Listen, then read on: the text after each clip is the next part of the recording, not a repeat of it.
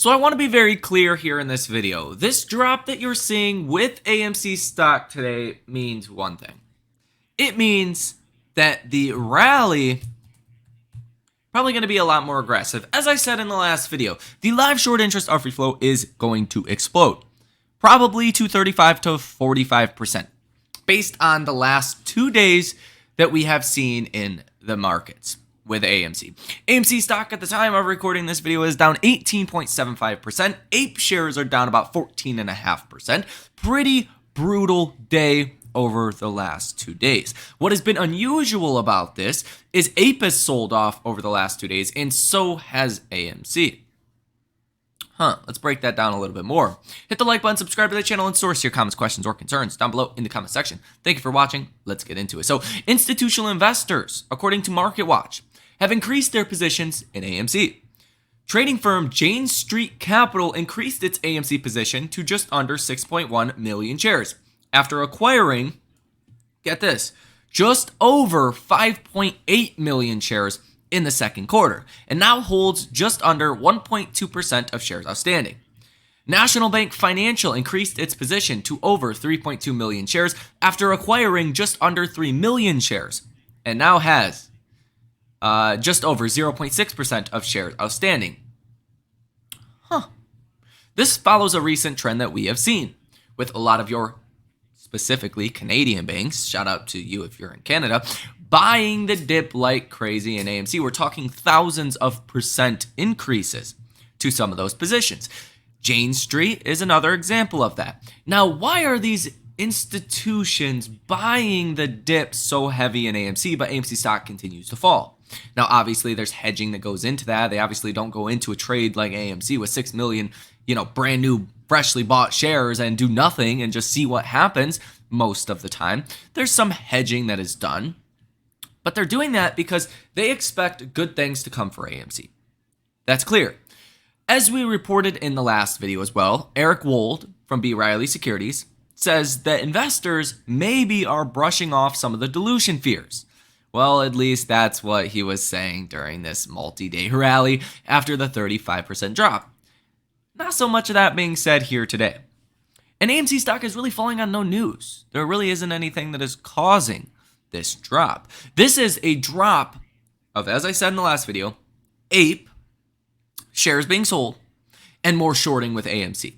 These arbitrage traders, they're going out and they're selling their Ape and they're shorting AMC. They still want to be a part of shorting AMC. They don't want to own Ape through the conversion.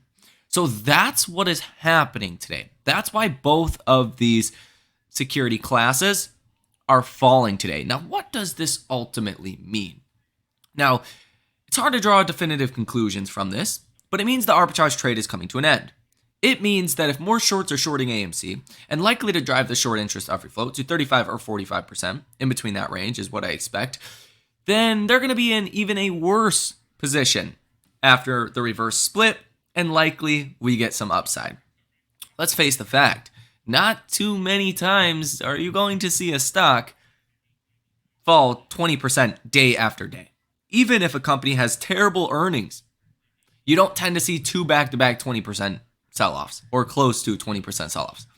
Typically, that does not happen. So this time is a little bit strange. So I think this means after the reverse split, you're likely to see a lot more of that upside. Because the simple fact is, right, they're going to have outsized short positions and not a lot of long exposure. As we pointed out in the last video, just take a look at the option activity for this week. The option activity is absurd. 1,200 calls in the money currently, which is higher than where we were earlier in the day by about 500. Out the money calls, 582,000. Rough couple of weeks for the calls. Puts in the money at 679,000. Puts out the money at 161,000. There is a lot of potential dry powder on the sidelines this week. Now, the reverse split, the first day of trading that we're going to see, I believe is going to be on Friday. So it could be a pretty explosive Friday. But I think it's safe to say we're not going to see another 20% drop. I'm not a financial advisor. I'm not a financial planner. I'm not a fortune teller. I don't have a crystal ball. I'm not your grandma, not your auntie, not your cousin, not your grandpa, none of that. So come to your own conclusions. But odds are you're not going to see 3 back-to-back 20% sell-offs. When you bounce, it could be very, very aggressive, especially if retail traders and a lot of momentum traders do start to get into this trade. It's again, one of those things where, a stock's only going to fall for so long. It looks like you're at the bottom for AMC, that is for sure. So when you take on long positions, bullish positions, in other words, when a stock is at the bottom like AMC is, it's a lot less risky to actually do so because AMC stock is at the bottom. So do go ahead and keep that in mind. Now let's take a look at the option activity. Option activity has been brutal in AMC stock for weeks, months now, but it's been really brutal as of recently. So yeah, at the time of recording this video, you do still have a little bit of time left of trading. You have seen 215 orders totaling $44.21 million. Positive order value of 4%. So out of a $100 bill, $96 of that $100 bill is going into bearish options, and $4 is going into bullish options, which just shows how offsides the hedge funds and institutions are. They're fully exposed for a downside move. They are not exposed to an upside move, and that would cost them tremendously. And just take note, it's been very negative for a long time. Over the past week in AMC, you have seen 1,020 hedge fund and institutional trades totaling $309 million with a positive order value of 4%. It's been rough. It has been really rough. Now, what this does, as I said as well in the last video, it creates a lot of your kind of synthetic short positions because market makers have to, short the stock for the puts, buy shares for the calls when they start to go into the money. Just like a gamma squeeze works. People are a little bit more confused when, we talk about market makers shorting stock. But just think about it like a gamma squeeze, a typical gamma squeeze, right? Options start to go into the money. Market makers have to buy shares. Well, when the puts start to go into the money, market makers have to short shares. So what do you see right now? Puts in the money of 679,000. That means 68 million shares could potentially be sold short on AMC stock as we are speaking, as we are filming this video, which is very, very large. I think you would agree with that. Now, if you consider this in the grand scope of how many shares are sold short currently in AMC stock, where you have 144 million shares, I mean, it's not quite half of the volume that market makers are likely short on. Or half of the total amount, but it is substantial. This could add, call it 10% of additional short interest to AMC, not to mention the boost in legal short interest that I expect. So if you include the market makers, well, that means your short interest of free float is likely around 37%. If you include the recent boost that we have seen in shorting activity in AMC, well, short interest could be over 45%. It could be 50%. We will see as time does go along, but either way, this does not look pretty for hedge funds and institutions when AMC stock does ultimately bounce. And when we do see some upside, and trust me, when we do, it's probably going to be pretty dang explosive. Now, let's run through some of these Ortex numbers. You have a short score, or a short interest of free float at 27.79. $447.66 million worth of short positions in AMC. Days to cover 4.59. 143.48 million shares that are currently sold short. Shares out on loan, 202.81 million. Over the last 3 months, that is up about 31%. Cost to borrow fees over the last 3 months, the trailing average is up 330% in the last 3 months, sitting at 323.5%. Utilization is at 99.27%. Some, crazy numbers that you're seeing over here. Short score of 90.93. So the situation does look better than not, better than, what you have certainly seen over the past 2 years or so.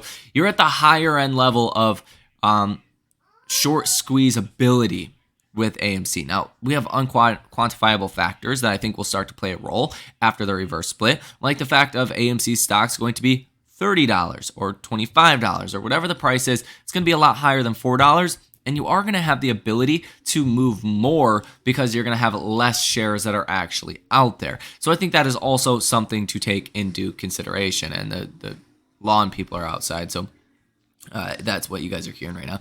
Cost to borrow average sitting at 1,010%. Cost to borrow minimum 8.6%. Cost to borrow max 1,060%. These cost to borrow fees alone have made this trade unprofitable. So APE stock is being closed out of today. Some of these AMC short positions could be getting ready to be closed out as well after this reverse split. Now, closing out short positions after a reverse split, once you have decreased the amount of shares outstanding, could be a recipe for disaster for the hedge funds and institutions. Now, we do have two major catalysts throughout the rest of this week that I should mention. NVIDIA earnings, that's going to be tomorrow and after hours. That has massive implications for the broader markets. What we have seen recently is when the markets have been falling, AMC stock has been rising. We want to see, does that correlation continue? Second thing is Fed Jerome Powell and Jackson Hole, the Economic Symposium. That's going to be on Friday at 10:05 a.m. Fed Jerome Powell is going to be speaking, and this could also move the markets, especially if the Fed gives us something that we are not expecting and really throws us a curveball. Something to also watch out for. Now, what the big news is today, shares of U.S. banks drop after S&P downgrades some ratings. Some of the structural aspects for banks regarding their balance sheet remain risks to banks as the Fed continues to try to anchor inflation with higher rates for longer. S&P Global cut ratings on Associated Bank, Valley National Bank Corp, on funding risk and higher reliance on broker deposits. It also downgraded UMB Financial Corp and Comerica Bank, citing deposit outflows and higher interest rates. The rating agency also cut KeyCorp's ratings on the back of constrained profitability. The rating action weighed on the stocks of major banks, even though they were not mentioned by S&P. Shares of JP Morgan Chase, Bank of America, both fell almost 2%. Citigroup, Wells Fargo, Goldman Sachs, Morgan Stanley, each dropped about 1%. It says, while Wagner was surprised that banks had healthier than expected loan growth in the second quarter, he still expects lenders' problems to persist. S&P also lowered its outlook for S&T Bank and River City Bank to negative from stable, citing higher CRE exposure. CRE stands for commercial real estate. So this is not a great situation for the markets. This could put more pressure on hedge funds institutions. It's easy to short AMC when the markets are going down, right? And AMC is going down. But when AMC goes up, in simplest terms, when AMC goes up and the markets go down, that's a big problem. And that's something you want to watch for and can make things a lot more volatile. Now, I don't really expect much until we actually start trading as one share class again. Once we start trading as one share class again, that's where I do expect to see bigger moves. And if you're seeing this selling before, then it's a much greater likelihood that you actually rally afterwards. Think about this in layman's terms, just the simplest way possible. Earnings. If markets are expecting a company is going to have bad earnings, say the stock sold off 20% 2 days in a row before earnings. Those earnings would have to be like bankruptcy bad, or the stock's probably going to bounce. Just think about it like that. If stocks sell off into earnings, well, there's not a lot of great things expected, and the stock usually rallies after earnings, like 99% of the time, unless there is some form of like bankruptcy or something. So that's kind of what I can applicate to this right now, or applicate to this right now is it's like the sell-off before earnings. After AMC's event, stock's probably going to rally. Now, I'm not a financial advisor. I'm not a financial planner. Again, I could give you the spiel, but I think you guys already know. Come to your own conclusions. Trade only what you are willing to lose. Invest only what you are willing to lose.